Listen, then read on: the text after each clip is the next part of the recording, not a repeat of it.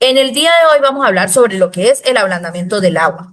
Y un término directamente relacionado con el ablandamiento del agua es la dureza del agua, es decir, lo que se mide para determinar qué tan blanda o qué tan dura puede estar el agua. Y vamos a ver por qué eso es importante. Bueno, es importante además recordar que la dureza del agua está referida a la concentración de iones, de cationes y de aniones que generan esa dureza en el agua, dentro de los cuales se pueden encontrar calcio, magnesio, estroncio, hierro y manganeso, o aniones como bicarbonatos, sulfatos, cloruros, nitratos y silicatos. La dureza del agua se suele expresar en miligramos por litro de carbonato de calcio y puede ser clasificada dependiendo de la concentración de dureza que exista en el agua. Por ejemplo, se considera un agua muy blanda cuando la concentración de carbonatos de calcio en ppm o miligramos por litro es en el rango de 0 a 15. Se considera blanda si está en el rango de 16 a 75 y, por ejemplo, muy dura cuando su valor es mayor a 300 miligramos por litro. Pero hay algo importante. La normativa de agua potable, de calidad de agua potable venezolana, establece un límite de dureza del agua. Esta es la número 36.395 y dice así: los suministros públicos de agua no deben exceder un nivel de 300 a 500 miligramos por litro de dureza. Sin embargo, desde el punto de vista de buena calidad, una dureza mayor a 150 miligramos por litro es inadecuada. Y no solo es inadecuada, sino que superior a esto puede empezar a generar reacciones en el ser humano, afectaciones a nivel de la salud. Ahora bien, ¿cuáles son las consecuencias que trae que un agua no sea blanda y que exista dureza, además de afectar la salud? Primero, cuando se lava con jabón empleando aguas naturales, aguas que vienen con una concentración de hierro de manera natural, se forma un precipitado, es decir, se forma una partícula que sedimente o un complejo que sedimenta, debido a la presencia del calcio, magnesio, hierro u otros.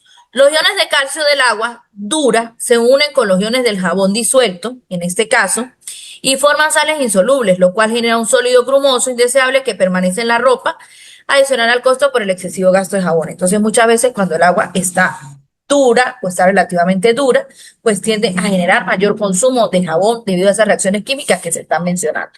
Otra de las consecuencias es que cuando el agua dura se utiliza en calentadores, el dióxido de carbono se desprende a altas temperaturas y produce un depósito de sales de calcio y magnesio en el interior del calentador, lo cual reduce la conductividad térmica y obstruye los tubos. Entonces aquí pueden ver una imagen de un tubo en el cual esto que ven aquí internamente, pues es la adherencia de esa dureza o de los iones de calcio a lo que es la superficie de los tubos. Y esto pues tiende a corroer los tubos. En el caso, por ejemplo, los intercambiadores de calor o de las calderas, tiende a afectar lo que es el intercambio de calor como tal. Y a esta formación que ustedes ven aquí se le llama lo que es pitting, ¿ok? Entonces, cuando estamos en estos procesos de intercambio de calor o cuando estamos en estos procesos de transferencia de calor, es importante trabajar con aguas que no tengan ni un ppm de carbonato de calcio, es decir, que el agua sea completamente blanda, 0 ppm, porque al final eso genera altos costos y genera un mal funcionamiento de los equipos para los que fueron diseñados. El ablandamiento del agua es una técnica que sirve entonces para eliminar los iones que hacen un agua dura. Existen principalmente tres técnicas de ablandamiento, que son precipitación química, que es la adición de reactivos químicos para hacer precipitar los iones y de esta manera que sedimenten y poder ser extraídos, o que no sedimenten, sino que vayan a la superficie también puede ser.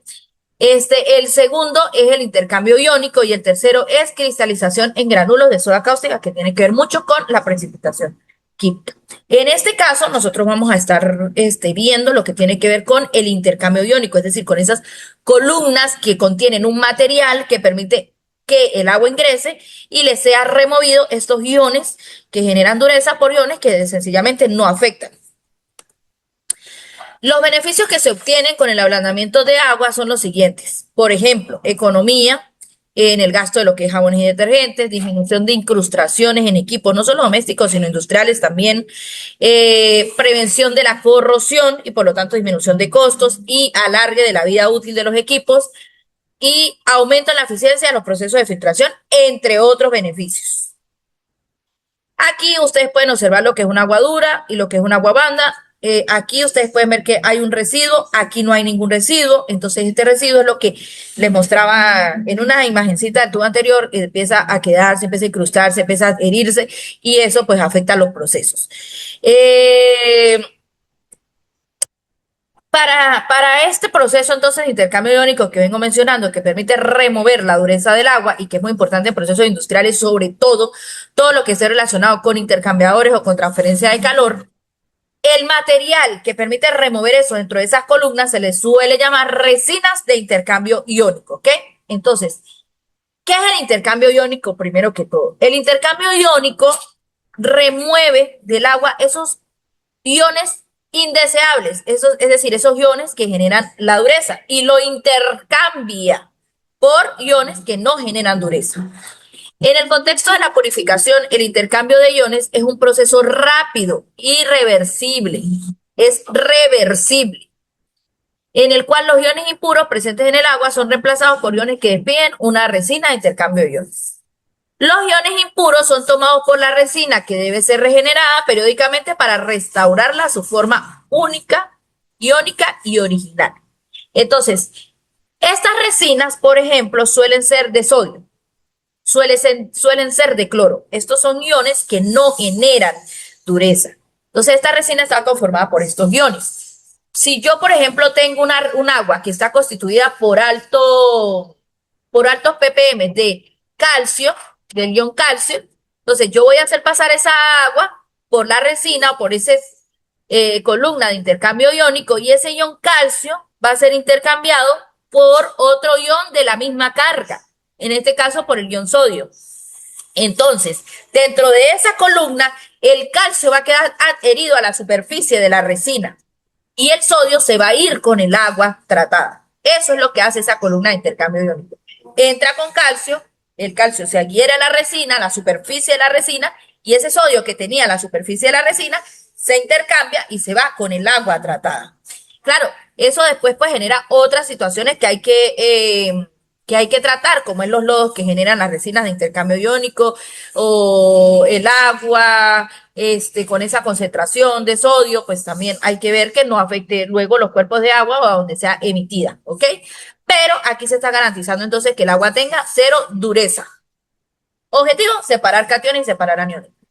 Clave, cationes con cationes y aniones con aniones. Si mi agua, por ejemplo, tiene de dureza bicarbonatos, entonces yo voy a utilizar una resina que sea aniónica, es decir, que tenga aniones.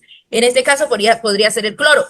Podría entonces el agua ingresar con bicarbonato, intercambiarlo con el cloro de la resina y va a ser el cloro el que salga en el agua y el bicarbonato el que quede atrapado en la resina. ¿Qué es importante de esto? El material, la resina como tal, tiene que ser regenerada. Esta resina se regenera porque el proceso es reversible, es decir, llega a un punto de saturación de la resina, ha adherido tantos cationes o aniones indeseables que generan la dureza, que llega a un punto de saturación y cuando el agua pasa y ya está ese punto de saturación, lo que va a hacer la resina es no actuar, es decir, ya no va a haber más intercambios ni de cationes ni de aniones. Como entra el agua va a salir y no va a haber lo que es la remoción de dureza. Entonces, por eso habla de que es un proceso reversible. Es un proceso reversible porque vuelve a intercambiar o simplemente deja de intercambiar y entonces hay que estar regenerando la resina. En este caso, la palabra no es como tal regenerar porque no estamos utilizando temperaturas altas ni nada. La palabra sería hay que estar retrolavando las resinas porque lo que se hace es lavar con agua a mucha presión para quitar toda esa adherencia a la superficie de las resinas y volver a colocarla a su estado natural. Pero recordemos que todo material que se va usando pues va perdiendo su vida útil y generalmente estas resinas tienden a tener una vida útil que luego debe ser reemplazada por más material. Hay dos tipos de resinas y ya lo estaba mencionando, las de intercambio de cationes y las de intercambio de aniones. Entonces aquí hay una esquemita, por ejemplo, se los decía ahorita, de una esquemita, una agua dura que contiene calcio y tenemos una resina catiónica. El agua dura contiene calcio y cloro y contiene magnesio y cloro. Pero la resina es catiónica. Entonces, ¿qué es lo que nos va a remover la resina? La resina es catiónica constituida por iones de sodio, como lo que ustedes pueden ver aquí. ¿Qué nos va a remover la resina? Cationes. Así está entrando con cloro. El cloro va a salir en el agua. Aquí. El responsable del agua dura, en este caso, que va a remover la resina catiónica, es el calcio. Entonces, ingresa el agua con calcio, se intercambia con sodio y sale el agua blanda con iones de sodio y sigue saliendo el cloro. ¿Qué es importante también aquí en esta situación? Bueno, se intercambia con calcio y con magnesio, ¿no? Porque también está entrando con magnesio. ¿Qué es importante esta situación? Muchas veces el agua puede estar constituida por cationes y aniones y en ese caso se suele utilizar lo que son las llamadas resinas mixtas, es decir, va a remover tanto aniones como cationes. Eh, este proceso que vemos aquí, pues es simplemente un proceso de resina mixta en el que en el que está removiendo tanto cationes como aniones, pero en este caso esta resina mixta solo está constituida por iones de hidronio y por iones de hidróxido. Entonces lo que está haciendo es intercambiar esos iones, quedar atrapado la dureza dentro de la resina y salir lo que es los iones hidronio y los iones hidróxido. Estas resinas mixtas suelen eliminar hasta un 99,9% los iones provocantes de la dureza. Y a eso pues también se le puede llamar lo que es la desionización del agua. ¿Cuáles son las ventajas del intercambio iónico? Dentro de las ventajas tenemos que son sencillas de instalar mucho, su inversión es limitada, es regenerable y tiene una eliminación efectiva de los iones. Es lo que común se usa en todos los procesos de tanto de purificación de agua como para esos procesos industriales que requieren que el agua no vaya con dureza. Dentro de las desventajas tenemos que no elimina partículas, materia orgánica ni microorganismos. Ellas solo se encargan de remover cationes o aniones para lo que fueron diseñadas. Este tipo de partículas como materia orgánica ni microorganismos pues suelen estar dentro del tren de tratamiento de agua y suelen ser esos filtros previos antes de estas resinas o antes de una resina de carbón activo. Otra de las desventajas es la capacidad limitada por la cantidad de sales de agua de entrada por el caudal y por el estado de la resina. La regeneración en lotes. Otra de las desventajas, regeneración en lotes, origen de resina desconocido. Es importante tener siempre presente qué tipo de resina es la que estamos nosotros obteniendo para remover. Eso es muy importante, pedir los catálogos comerciales y ver con qué vamos a tratar. No podemos estar comprando material que desconozcamos.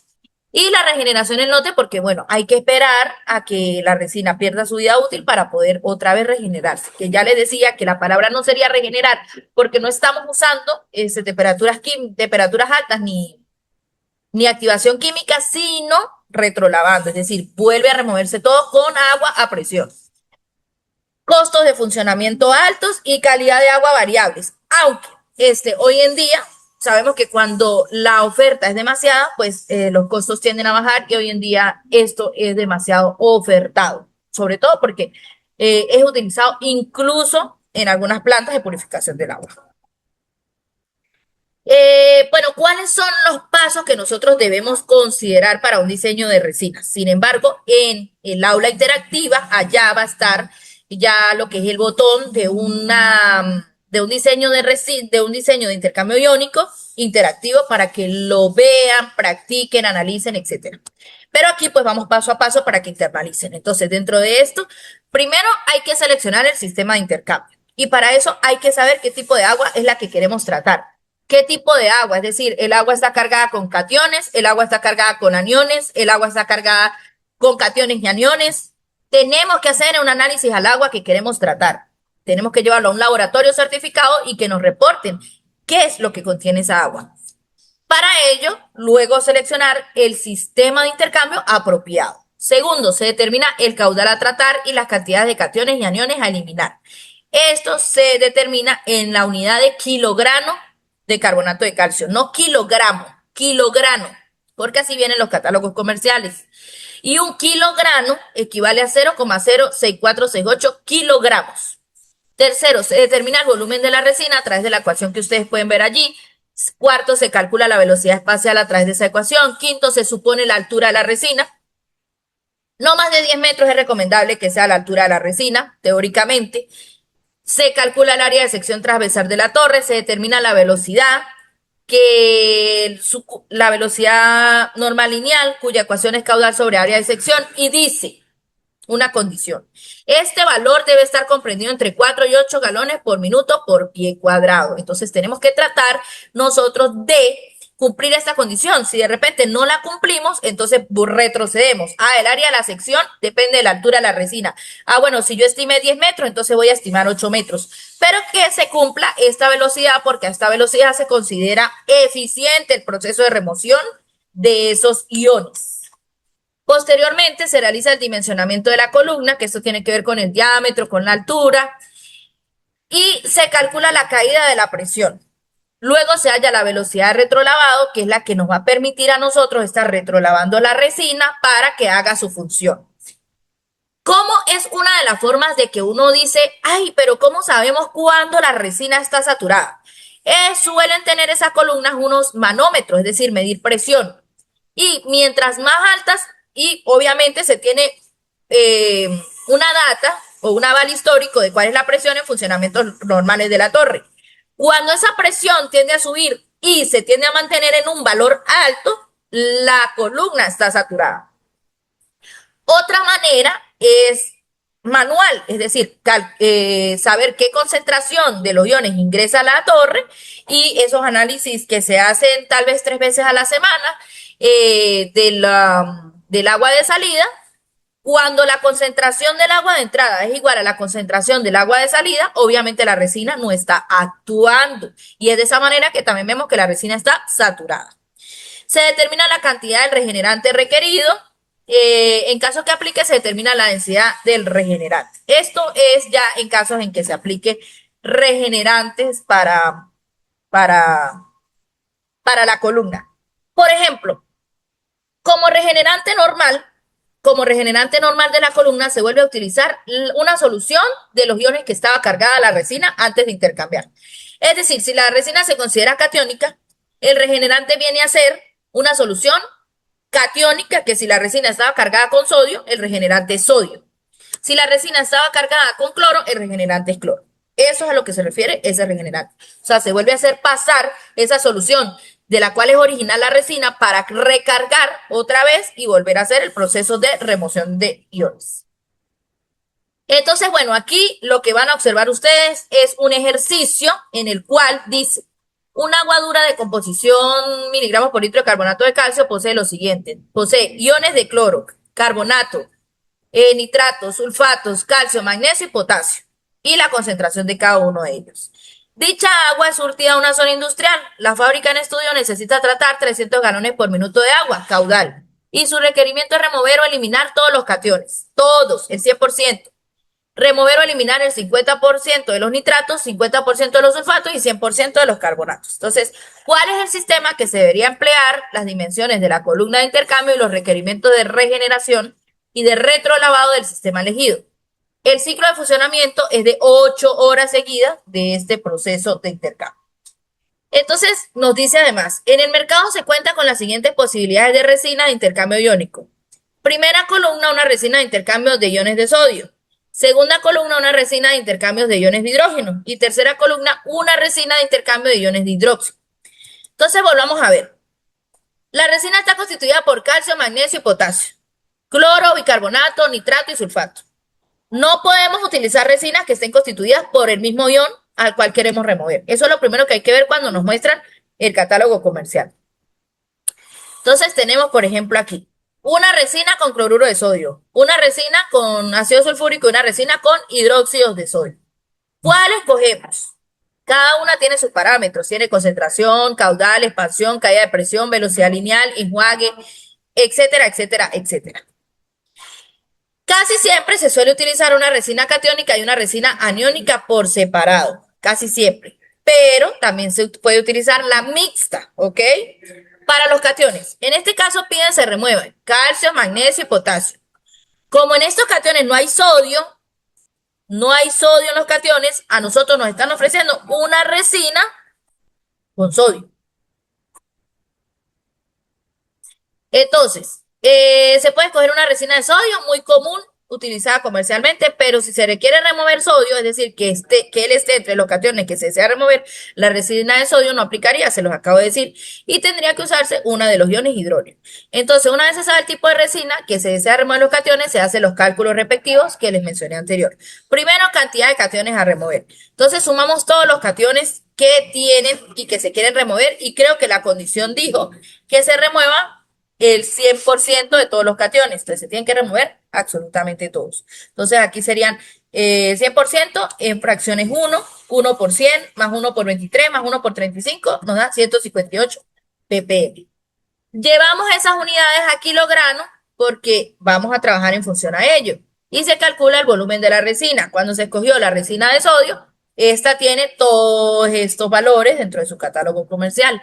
Procedemos a calcular entonces lo que es el volumen de la resina, la velocidad espacial, la altura de la resina. Aquí dice, se supone entre 1 y 5 pies, pero si al calcular la velocidad esta no resulta, ya lo dije anteriormente, se debe modificar. Aquí se escoge de 4 pies, se calcula y la velocidad lineal nos da 12,89. Como la velocidad está fuera de rango, se asume una nueva altura. En este caso de 2 pies, la velocidad lineal nos da 6,44, está dentro del rango. Después se calculan lo que es las dimensiones de la torre, altura, posteriormente la caída de presión, el volumen de retrolavado. Todo esto son fórmulas, ecuaciones que no van a cambiar y que son parte del procedimiento estático. Y se calcula ello. Vámonos con los aniones.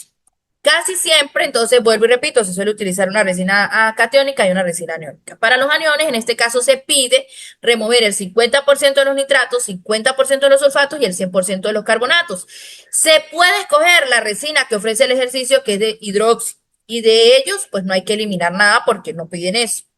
Entonces volvemos a calcular la cantidad de aniones a remover. En este caso, sería la mitad de los nitratos, la mitad de los sulfatos y el total de los carbonatos. Y nos da este total. Y volvemos a hacer el mismo procedimiento que con los cationes, ¿ok? En ese caso ya tendríamos entonces todos los datos o parámetros para el diseño de lo que es el intercambio iónico. Es muy sencillo, es muy práctico y de esta manera nos permite determinar cómo va a ser nuestra columna de intercambio iónico.